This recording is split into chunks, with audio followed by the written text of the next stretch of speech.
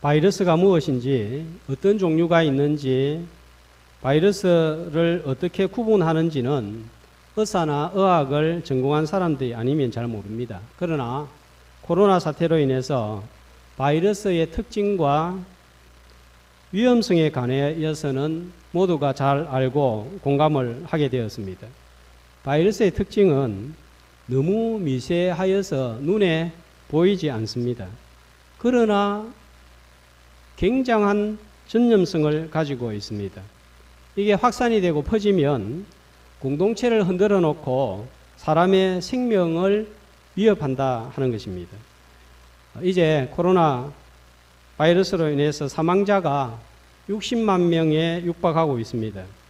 전쟁이 일어나서 사망한 숫자보다 훨씬 많은 거예요. 미국의 경우 사망자가 13만 명을 넘었었는데 미국 베트남 참전 사망자 수가 5만 8천 명이었고 한국 참전 사망자가 3만 7천 명인데 이 두 전쟁의 참전 사망자 숫자보다 훨씬 더 많은 거예요. 앞으로 훨씬 더 많아질 것입니다. 눈에 보이지 않는 미세한 바이러스가 얼마나 세상과 생명을 위협하고 공동체를 흔들어 놓을 수 있는지 지금 우리는 목도하고 있습니다. 이와 못지않게 우리의 영적이고 정신적인 삶을 위협하는 것이 있다면 원망이라는 것입니다. 이 원망이 바이러스와 같은 성격을 띠고 있습니다. 역시 눈에 보이지 않지만 강한 전염성을 가지고 있고 공동체를 흔들고 생명을 위협합니다. 12명의 정탐꾼이 가데스 바네아에서 정탐을 하고 보고를 했습니다. 똑같은 가나안 땅과 헤브론 성을 보고 돌아와서 과연 젖과 꿀이 흐르는 땅이더라. 그러나 경고하고 성읍에 사는 거민들, 특별히 아낙 자손들은 네피림 후손과 같이 키가 크고 강하더라. 자, 여기까지는 똑같이 본 거예요. 그런데 10명의 결론은 그래서 이기지 못한다. 차지하지 못한다. 여호수아와 갈렙은 두 명은 아니다. 그럼에도 불구하고 이길 수 있다. 그 땅을 취하자. 저들은 우리의 밥이다. 완전 다른 보고서를 제출을 했습니다. 현실만 바라보았느냐? 현실에다 하나님, 말씀, 약속을 붙들었느냐에 따라서 완전 다른 관점, 완전 다른 보고서가 제출이 되었습니다. 자, 그렇다면 이들의 보고가 백성들에게는 어떤 영향을 미쳤을까요? 자, 1절 말씀을 보겠습니다. 소리를 높여 부르짖으며 통곡을 했습니다. 10명의 정탐꾼의 보고에 맞장구를 친 거죠. 그것이 맞다는 것입니다. 자, 누가 소리를 높여 부르짖었습니까? 예, 회중 몇 사람이 아니에요. 온 회중, 온 백성입니다. 얼마 동안요? 밤새도록 기도하는 소리가 아니라 원망하는 소리입니다. 2절에 보면 모세와 아론을 원망하며 온 회중이 이렇게 나오고 있습니다. 자, 10사람이라는 이 숫자, 200만에서 13이라는 숫자는 별 숫자가 아니에요. 그런데 10명에 의해 시작된 보고가 원망으로 변하고 번지는 데는 코로나 바이러스보다 훨씬 빨리 확산되었습니다. 단순간에 온 회중, 온 백성이 감염이 된 거예요. 11장에서 25장까지 보면은 7개의 원망 시리즈가 나옵니다. 살펴본 대로 11장 1절부터 3절까지에는 다바라에서 악한 말로 원망함에 불사람을 당했습니다. 또 고기가 먹고 싶다고 원망을 했습니다. 12장에서는 미리암과 아론이 모세를 비방하고 또 원망했습니다. 자, 그리고 네 번째 오늘 이 본문입니다. 13장, 14장 가나안 정탐 후에 백성들이 원망을 하는 내용입니다. 그런데 이 원망하는 내용을 잘 살펴보면 패턴이 똑같습니다. 어려움을 당하면 원망하고, 그러면 하나님의 심판을 받고 모세의 중보가 나오고 표징을 보입니다. 이 원망의 내용들 잘 살펴보면 이 원망이 점점 강해지는 것을 볼 수 있습니다. 이 원망은 하면 할수록 바이러스와 같이 심해지고 확산이 되는 것이 특징입니다. 보고가 끝나자마자 온 회중이 원망 바이러스에 감염이 되었습니다. 자, 감염이 되니까 증상이 어떻게 나타나는가 하면요. 2절 말씀에 원망의 내용이 뭡니까? 입에서 무슨 말이 튀어나옵니까? 애굽 땅에서 죽었거나 이 광야에서 죽었으면 좋았겠다. 광야에서 차라리 죽었으면 좋았겠다. 그리고 3절은요. 또 어떤 말을 하고 있습니까? 하나님이 우리를 칼에 죽게 하려고 애굽에서 불러내었다. 그러니까 하나님은 어떤 분입니까? 죽이시는 하나님이라는 거예요. 그 다음에 지금이라도 애굽으로 돌아가자. 이 처자가 걱정이 된다. 돌아가자.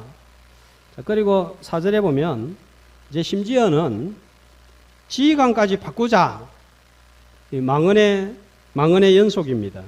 이 원망의 강도가 점점 강해집니다. 내한테로 있다가 이제는 다른 사람에게로 옮아가는 그런 모습도 보입니다. 지도자를 교체하자는 발언은 원망의 정점에 이르렀습니다. 미리암과 아론이 12장에서 모세를 비난하니까 백성들도 따라하는 것을 볼 수가 있는 거예요. 원망하는 것은 누가 가르쳐 주지 않아도 금방 배웁니다. 얼마나 원망하는 소리가 심했으면 5절에 보면 모세와 아론이 어떻게 합니까? 백성들 앞에서, 회중 앞에서 엎드렸습니다. 이 상황이 심각하다는 것을 인식한 거예요. 자, 이때 6절 말씀해 보면 보고할 때는 모세 직속 부하였기 때문에 모세의 편을 든다고 할까봐 여호수아가 나서지 않았는데 이제는 큰 위기상 위협을 받으니까 여호수아가 가만히 있을 수가 없습니다. 자, 그래서 같이 나서서 하나님이 우리를 기뻐하시면 들어갈 수 있다. 왜냐하면 9절 말씀해 보면 저들의 신들은 떠났고 여호와는 우리와 함께 계시기 때문이다. 자, 이렇게 나오니까 모세와 아론과 함께 여호수아와 갈렙도 죽이려고 합니다.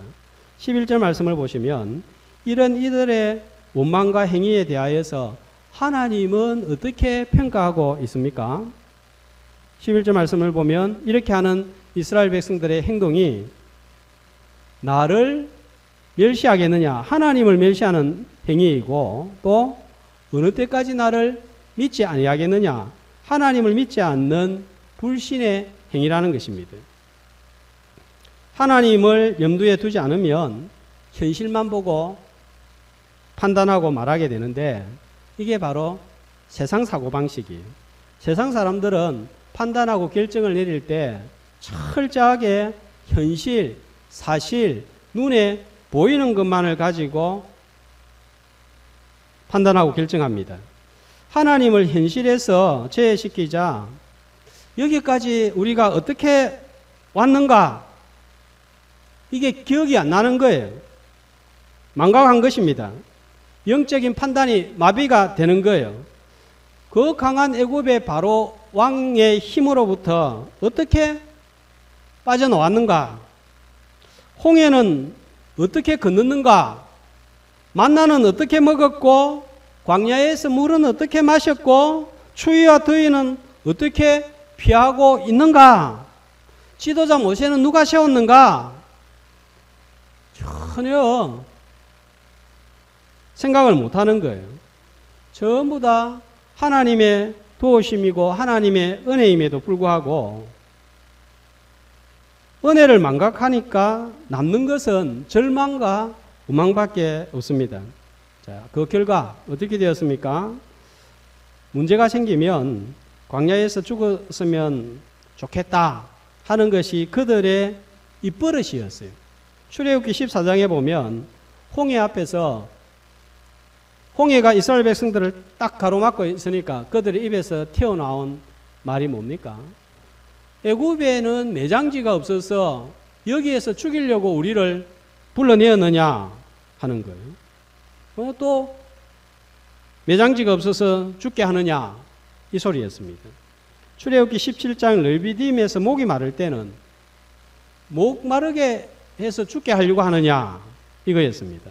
오늘 14장 2절 차라리 광야에서 죽었으면 좋았겠다.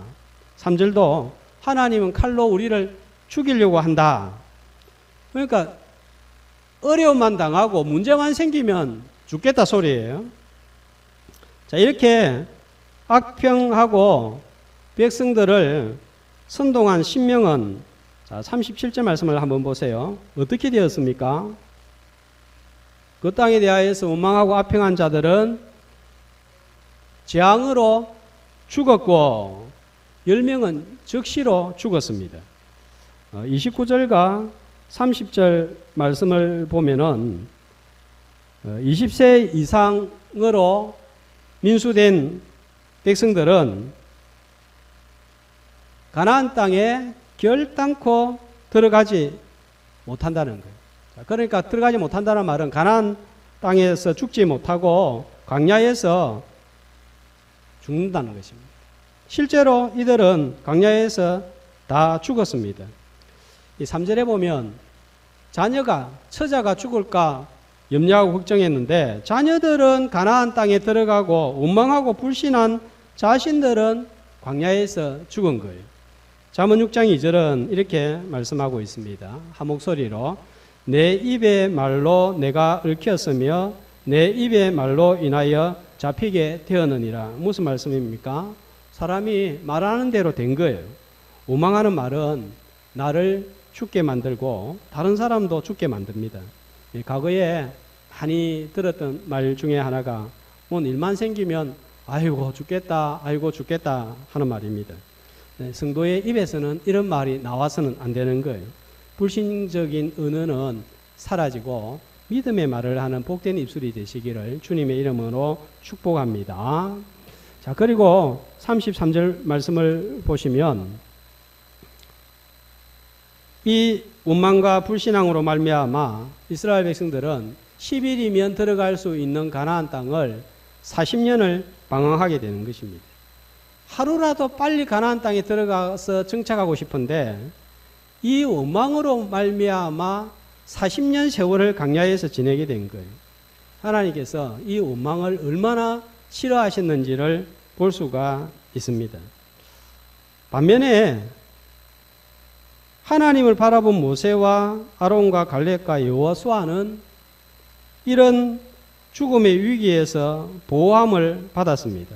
10절 말씀을 보면은 돌로 치려고 할 때 어떤 일이 일어납니까? 이제 죽게 되었습니다. 지휘관 바꾸자 하고 원망하고 돌까지 들었습니다. 이제 막 던지면 죽는 거예요. 그때에 무슨 일이 일어납니까? 하나님의 영광이 나타나셔서 보호하시고 죽지 않도록 하셨습니다. 여러분, 이 지휘관을 교체하자고 했을 때 모세 마음이 어땠을까요? 이 목사님이 너무 마음에 안 드는데 바꿔버리자. 목사의 마음이 어땠을까요? 어떠할까요? 그게 얼마나 큰 상처가 되고 낙심이 되겠습니까? 그런데 그것도 모자라가지고 돌로 쳐서 죽여버리자. 아무 잘못도 없는데 살다가 보면 돌에 맞아 죽는 일이 생깁니다. 이때 어떻게 해야 될까요? 같이 일어서서 고함치고 내가 뭘 잘못했나? 나도 똑같은 말 험한 말을 하면 죽습니다. 5절 모세가 어떻게 했다고요? 5절 말씀을 보시면요.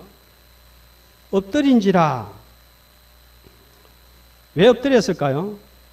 어떤 분들은 무서워서 엎드렸다고 합니다. 그러나 칼빈은 하나님께 기도하기 위해서 엎드렸다고 합니다. 저는 두 주장이 다 맞다고 생각합니다. 돌로 치어서 죽이려고 하는데 왜 무섭지 않았겠습니까? 그러니까 사람들의 흥분을 가라앉히기 위해서 엎드리고 그러면서 또 하나님 살려달라고 하나님께 자신을 맡긴 거예요. 시편 109편 4절은 이렇게 말씀합니다. 한 목소리로 나는 사랑하나 그들은 도리어 나를 대적하니 나는 기도할 뿐이라. 딱 모세한테 맞는 말씀이지 않습니까? 열심히 아끼고 돌보고 사랑했는데 돌을 들어서 대적할 때 우리 성도들이 취해야 될 자세는 하나님 앞에 기도하는 거예요. 내한테 방법이 없는데 어찌할 도리가 없는 거예요. 하나님이 하시옵소서. 하나님이 해결하여 주옵소서. 엎드려야 되는 거예요. 엎드릴 때 삽니다. 나를 세우고 나도 일어나면 죽는 거예요. 위기 상황을 만날 때에 엎드림으로 하나님의 보호를 받는 순례객들이 되시기를 주님의 이름으로 축복합니다. 모세를 누가 세웠습니까? 광야에서 양을 치던 모세를 누가 불렀습니까? 하나님이 부르시고 하나님이 세우신 거예요. 그런데 특별한 잘못이 없는데 사람이 교체하려고 합니다. 세상 기준으로 보면 이거 딱 맞는 거예요. 마음에 안 들면 바꾸는 거예요. 이게 나라냐? 이게 정부냐? 바꾸는 거예요. 교체하는 것이 맞습니다. 다수의 의견을 따르는 민주주의도 하나님께서 허용하신 제도이기는 하지만 항상 옳은 것은 아닙니다. 10명의 정탐꾼들이 옳은 것이 아니라 2명의 정탐꾼들이 옳을 때도 있는 거예요. 10명의 원망이 죽었으면 좋겠다, 애굽으로 돌아가자 하는 망언으로 연결이 되었는데 신명기 17장 16절 말씀을 보면 하나님께서 금지하신 사항이 있습니다. 애굽에서 불러내놓고 난 다음에 하나님이 이스라엘 백성들에게 금지 사항이 있습니다. 뭡니까? 애굽으로 돌아가게 하지 말 것이니라. 또 뭐라고 합니까? 뒤에 그 길로 다시 돌아가지 말 것이니라. 그런데 애굽으로 돌아가고자 하는 것은 하나님을 멸시하는 망언인 거예요. 여기에다가 하나님께서 세운 사람이 바꾸자고 해서 공동체를 흔들고 사람을 죽게 만드는 결과를 가져왔습니다. 우리 성도들은 현실을 반드시 생각해야 됩니다. 직시해야 됩니다. 문제가 일어나면 원인과 또 그 사람이 뭘 잘못했는지 생각해 보아야 됩니다. 그러나 그런 모든 현실을 따진 후에는 반드시 하나님을 염두에 두어야 됩니다. 현실은 이런데 과연 이렇게 말하는 것이, 이런 방법을 사용하는 것이 하나님께 합당한 것인가? 인간적으로 판단해 보면 이렇게 하는 것이 옳은데 하나님을 생각해 보니까 이건 아닌 것 같다. 이런 생각이 있어야 되는 거예요. 이것이 믿음인 것입니다. 현실을 직시하되 하나님 약속을 기억함으로 죽는 자가 아니라 사는 자가 되기를 주의 이름으로 축복합니다. 12절 말씀을 보시면 하나님께서 전부 멸하고 새로운 나라를 이루겠다고 하십니다. 모두가 죽게 되었습니다. 치료를 받아야 되는 거예요. 무엇으로 백성들을 멸하려고 합니까? 전염병. 이제는 우리가 설명 안 해도 너무 쉽습니다. 백신이 필요한 거예요. 원망 바이러스, 불신 바이러스를 치료하는 백신이 무엇일까요? 코로나 바이러스 백신이 아직 개발되지 않았지만 원망 바이러스는 하나님께서 말씀을 통해서 이미 주셨습니다. 하나님을 기쁘시게 하는 것이 치료제 백신입니다. 어떻게 해야 하나님을 기쁘게 할 수 있습니까? 우리는 늘 하나님을 이용해서 내 기쁨과 만족을 채우려고 합니다. 어떻게 하면 하나님을 기쁘게 할 수 있을까? 이건 뒷전이에요. 그래서 우리의 믿음이 자라지 못하고 우리의 믿음이 종교 의식만 준수하는 종교 생활로 전락을 할 때가 많습니다. 로마 시대에 여러 신들과 종교가 있었습니다. 이들이 종교 생활을 하는 이유는 신의 도움으로 사고나 악재를 물리치는 것이었고, 또 신을 이용해서 신의 도움으로 높아지고 성공하는 자리에 올라가는 그것이 최고의 목적이었습니다. 신들도 자기들을 숭배하는 사람의 삶에는 관심이 없었습니다. 로마는 그리스의 신하들을 그대로 가져와서 이름만 바꾸었습니다. 신 중에 최고 신이 제우스 신이에요. 아폴론, 포세이돈 같은 여러 신들도 있었습니다. 이 신들은 행하는 행위를 보면은 정말 어떻게 이런 존재가 신이 될 수 있을까 하는데, 그 당시 사람들은 이 신들을 섬겼습니다. 여자들을 유혹해서 성폭행하고 심지어는 어린 소년에게도 이런 짓을 행하였습니다. 그 신들 중에는, 여신들 중에서는 또 남자들과 관계를 맺기도 했습니다.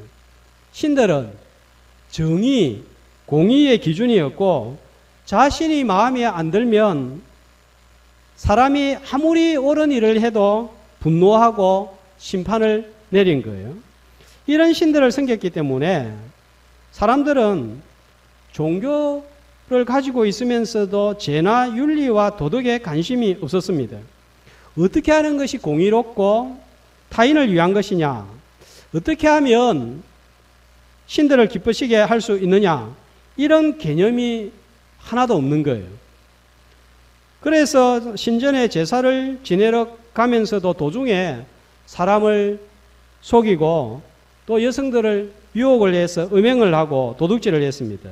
그래서 그들에게 있어서 경건한 사람이란 어떤 사람인가 하면은 윤리, 도덕, 바른 삶, 옳은 삶, 이거는 아무 관심이 없어요.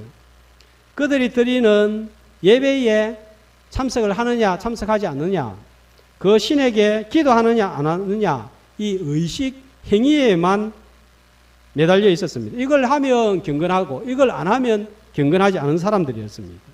그러나 성경의 하나님, 우리가 섬기는 하나님은 철저하게 인격적인 하나님이십니다. 완전한 사랑의 하나님이시지만, 18절 말씀을 한번 볼까요? 여호와는 노하기를 더디하시고 인자가 많아 죄악과 허물을 사하시나. 자, 여기 끝이 아니에요. 이후에 뭐가 나옵니까?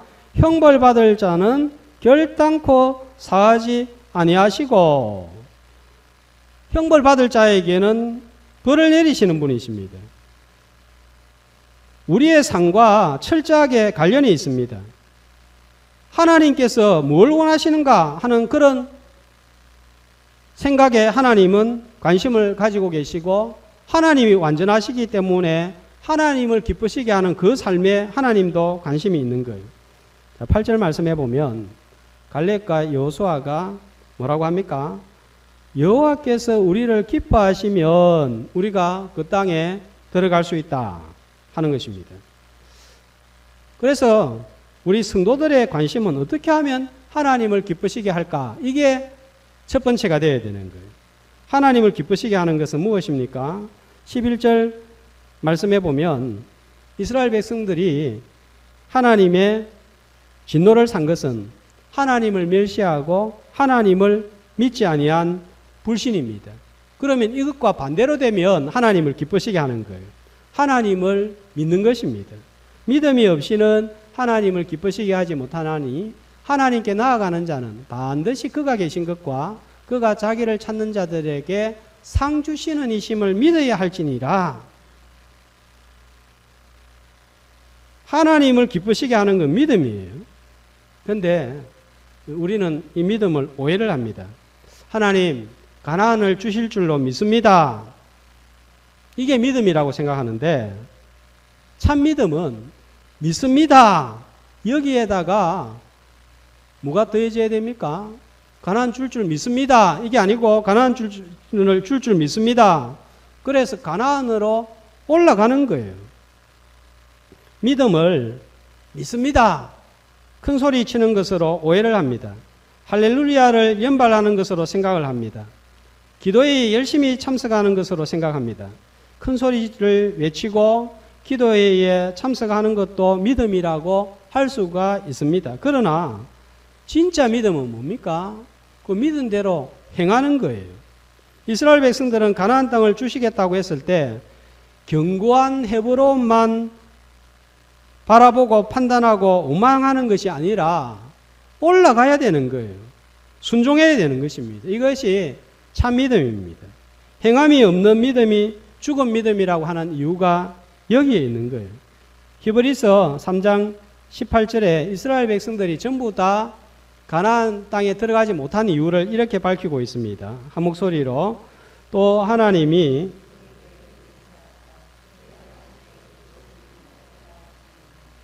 곧 순종하지 아니하던 자들에게가 아니냐. 들어가지 못한 이유가 뭡니까? 순종하지 않은 거예요. 그래서 기도하는 사람일수록 또 찬양을 높이 자주 하는 사람일수록 말과 행동이 더욱더 조심되는 거예요. 우리가 아무리 기도하고 큰 소리로 외쳐도 순종이 없으면 기도 생활은 자기 위로, 자기 만족, 자기 종교 생활로 끝날 수가 있습니다. 이건 하나님의 기쁨이 되지 못한다는 것입니다. 갈렙과 여호수아가 달랐던 점은 믿음에 순종이 더해진 거예요. 가나안 줄 믿습니다. 그래서 올라가겠습니다. 나중에 갈렙은 이 믿음 그대로 45년이 지났을 때에 85세가 되었을 때 헤브론 땅을 차지하고 또 헤브론 땅을 위하여서 올라간 거예요. 그래서 이들은 하나님의 기쁨이 되었고 원망이 없었습니다. 그래서 14장 24절 말씀을 보시면 갈렙을 가리켜서 10명의 정탐꾼들과 백성들과 다른 호칭을 붙이고 있습니다. 뭐라고 그럽니까? 24절입니다. 자, 갈렙을 어떻게 호칭하고 있죠? 내 종 갈렙입니다. 종이라고 했습니다. 하나님을 기쁘시게 하는 자가 될 때에 종이라고 할 수가 있는 거예요. 하나님의 은혜를 알기 때문입니다. 하나님께서 주신 은혜를 알면 지금 현실이 복잡하고 어려워도 그 하나님의 은혜가 또다시 임할 수 있기 때문에, 믿기 때문에 원망 대신에 그 은혜를 기억하고 순종으로 나아가는 것입니다. 믿음에 순종을 다하여서 하나님의 기쁨이 되어 원망으로 하나님을 멸시하는 자가 아니라 종으로 인정을 받는 저와 여러분이 되시기를 주의 이름으로 축복합니다. 원망으로 하나님을 멸시하자 12절 하나님께서 전염병으로 멸하고 새로운 나라를 이루겠다 하셨습니다.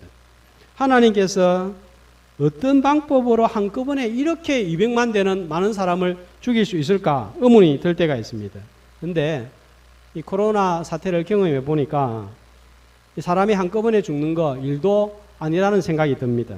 전염병 한 번 돌면 속수무책이에요. 계시록에도 마지막 심판 때 계속 등장하는 것이 전염병입니다. 그만큼 사람을 멸할 수 있는 것이 이 전염병이라는 거예요. 중세시대에는 흑사병이 돌아가지고 당시 유럽의 인구가 6억 명인데 2억 명이 3분의 1이 죽었습니다. 지금의 코로나와는 비교가 되지 않는 거예요. 하나님께서 세상을 멸하시는 것은 아무 문제도 아니라는 것을 보게 됩니다. 이스라엘은 전부 진멸을 당해야 되는데 20세 이하의 다음 세대들은 살아남았습니다. 이유가 무엇입니까? 전부 다 죽고 나라가 새로워지고 다른 나라를 세워야 되는데 나라 그대로 존속했고 20세 이하의 다음 세대들은 가나안 땅으로 들어갔습니다. 살아남았습니다. 이것은 모세라는 중보자가 있었기 때문입니다. 진멸하려고 하니까 13절에 모세가 하나님께 기도하고 났습니다. 그런데 기도하는데 보면은 모세가 두 가지를 들고 하나님 앞에 기도합니다. 16절에 보면은 뭐라고 기도합니까? 만약에 이 백성들을 다 죽이면 이방인들이 하나님을 어떻게 생각하겠습니까? 하나님의 영광은 어떻게 됩니까? 하는 기도입니다. 두 번째로는 18절에 보면 아까 하나님의 공의에 관하여서 말씀을 드렸는데 철저하게 모세는 하나님의 성품에 의지해서 기도를 하고 있습니다. 그런데 공의의 성품보다 더 앞세우는 게 뭡니까? 노하기를 더디하시고 인자가 많아 죄악과 허물을 사하시나. 하나님의 인자예요. 19절에도 구하옵나니 주의 인자하심의 광대하심을 따라. 하나님의 인자하심은 광대하시지 않습니까? 살려달라는 거예요. 공의가 아니라 사랑의 성품에 더 매달렸습니다. 하나님의 공의와 사랑의 성품이 완벽하게 드러난 곳이 있습니다. 십자가입니다. 죄에 대하여 예수님이 십자가에서 죽으심으로 하나님의 진노를 누그러뜨렸습니다. 하나뿐인 아들을 죽게 하심으로 우리를 향한 하나님의 사랑이 어떠한지를 드러내셨습니다. 우리가 하나님이 나를 사랑하나 사랑하지 않나, 그 기준이 뭡니까? 내가 힘들고 어렵고 없을 때에 채워지고 해결이 되어지면 아, 하나님이 나를 사랑하시는구나 이렇게 생각합니다. 그런데 채워지지 않고 더 어려워지면 하나님이 나를 사랑하시지 않는구나 생각합니다. 그런데 우리가 바라봐야 될 하나님의 사랑의 척도가 어디입니까? 십자가인 거예요. 하나뿐인 아들을 천사를 위해서는 내어주시지 않았지만 나를 위하여 내어주신 것을 볼 때 하나님은 천사보다 나를 더 사랑하는 것이 분명합니다. 우리가 아직 죄인 되었을 때에 그리스도께서 우리를 위하여 죽으심으로 하나님께서 우리에게 대한 자기의 사랑을 확정하셨느니라. 오늘 이 자리에 우리가 나올 수 있는 이유는 하나님의 사랑의 성품 때문입니다. 공의의 잣대로 오늘 들여되었다면 심판밖에 없는 거예요. 그래서 로마서 5장 1절은 이렇게 말씀하고 있습니다. 한 목소리로 그러므로 우리가 믿음으로 의롭다 하심을 받았으니 우리 주 예수 그리스도로 말미암아 하나님과 화평을 누리자. 중재자가 되시는 십자가의 그리스도를 붙들었기 때문에 이 자리에 나올 수 있었습니다. 죄인이 다시 십자가를 붙들고 주님 앞으로 나오는 예배의 시간이 되시기를 주님의 이름으로 소망합니다. 마지막으로 한 가지 더 살펴볼 것이 있습니다. 모세가 중재자로서 하나님의 인자를 붙들고 기도하니까 20절에 하나님께서 어떻게 하셨습니까? 죄를 사하여 주셨습니다. 그러나 23절을 한번 보시면 또 어떤 일이 일어나죠? 결단코 가나안 땅에 들어가지 못할 것이다. 멸시한 사람들, 오망한 사람들이에요. 하나님께서 이스라엘 백성들을 불러내신 이유가 뭡니까? 가나안 땅에 들어가서 안식을 맛보기 위하여서 복을 주시기 위함이었습니다. 그런데 이제 원망이라는 죄로 인해서 이 축복을 잃어버리게 된 거예요. 자, 이렇게 잃어버린 축복을 상실된 축복이라고 합니다.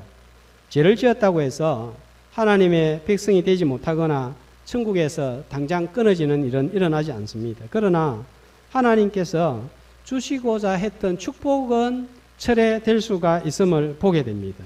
죄에는 사심이 분명히 있지만 대가가 책임이 따른다는 것을 봅니다. 죄가 참 무서운 이유가 여기에 있는 거예요. 그렇다고 우리가 너무 낙심하지 말아야 됩니다. 히브리서 12장 5절은 징계하심에 관하여 이렇게 말씀합니다. 한 목소리로 내 아들아 주의 징계하심을 경히 여기지 말며 그의 꾸지람을 받을 때 낙심하지 말라. 우리가 징계를 받을 수 있습니다. 가볍게 여기서는 안 되는 거예요. 두려워해야 되고 무서워해야 됩니다. 그러나 또 어떻게 하지 말라고요? 낙심하지 말라. 왜 낙심하지 말아야 됩니까? 이런 축복을 놓쳤지만 주님의 일을 못하는 게 아니에요. 자, 이 원망한 세대들이 가나안 땅에 들어가지 못하는 복은 놓쳤지만 어떤 일을 할 수 있을까요? 나는 원망이라는 죄로 하나님을 멸시하고 불신하여서 가나안 땅에 들어가지 못하지만 내 자녀들은 들어가는 거예요. 내가 당한 일이 교훈이 되어서 자녀들의 신앙을 철저하게 교육하고 참 믿음을 계승하는 것. 이것은 할 수 있는 거예요. 내가 죄를 짓지 않고 가나안 땅에 들어가면 제일 좋았을 것입니다. 그러나 그렇게 되지 못했다고 할지라도 차선책의 은혜는 남아있는 거예요. 고린도전서 10장 5절 6절은 왜 이스라엘 백성들에게 일어난 일이 기록이 되었는지 이유를 말씀하고 있습니다. 왜입니까? 본보기가 되도록 하기 위해서, 본을 삼기 위해서라고 합니다. 하나님의 기쁨이 되는 믿음의 백신으로 원망 바이러스를 제거하고 예비하신 복을 받아 누리는 저와 여러분이 되시기를 주님의 이름으로 축복합니다.